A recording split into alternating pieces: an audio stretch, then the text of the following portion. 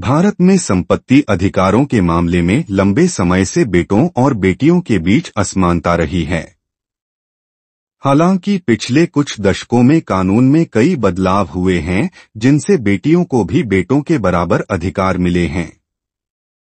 2005 में हिंदू उत्तराधिकार अधिनियम में एक महत्वपूर्ण संशोधन किया गया, जिसने बेटियों को पैतृक संपत्ति में बेटों के समान अधिकार दिए। इस लेख में हम भारत में बेटे और बेटी के पिता की संपत्ति में अधिकारों के बारे में विस्तार से जानेंगे। हम देखेंगे कि कानून के तहत उनके क्या अधिकार हैं, पैतृक और स्वयं अर्जित संपत्ति में क्या अंतर है, और हाल के वर्षों में सुप्रीम कोर्ट के फैसलों ने इन अधिकारों को कैसे प्रभावित किया है। पैतृक संपत्ति में बेटे और बेटी के अधिकार। पैतृक संपत्ति वह संपत्ति होती है जो किसी व्यक्ति को अपने पूर्वजों से विरासत में मिली हो। इस तरह की संपत्ति में बेटे और बेटी दोनों के अधिकार जन्म से ही होते हैं।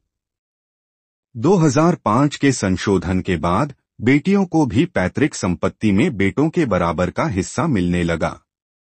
पैतृक संपत्ति की विशेषताएं।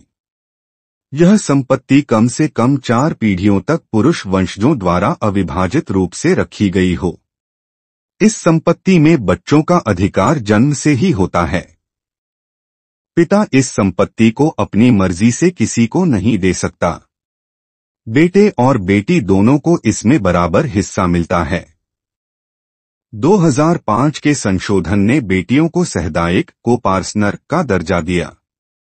इसका मतलब है कि अब वे भी हिंदू अविभाजित परिवार की सदस्य हैं और उन्हें पैतृक संपत्ति में बेटों के समान अधिकार हैं। स्वयं अर्जित संपत्ति में अधिकार।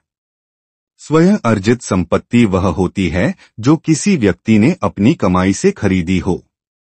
इस तरह की संपत्ति पर पिता का पूरा अधिकार होता है और वह इसे अपनी इच्छा के अनुसार किसी को भी दे सकता है। स्वयं अर्जित संपत्ति के बारे में महत्वपूर्ण बातें। पिता इसे अपनी वसीयत के जरिए किसी को भी दे सकता है। अगर पिता बिना वसीयत के मर जाता है तो यह संपत्ति कानूनी वारिसों में बराबर बांटी जाती है। बेटे और बेटी दोनों कानूनी वारिस माने जाते हैं। पिता चाहे तो अपनी स्वयं अर्जित संपत्ति से बेटी को वंचित भी कर सकता है।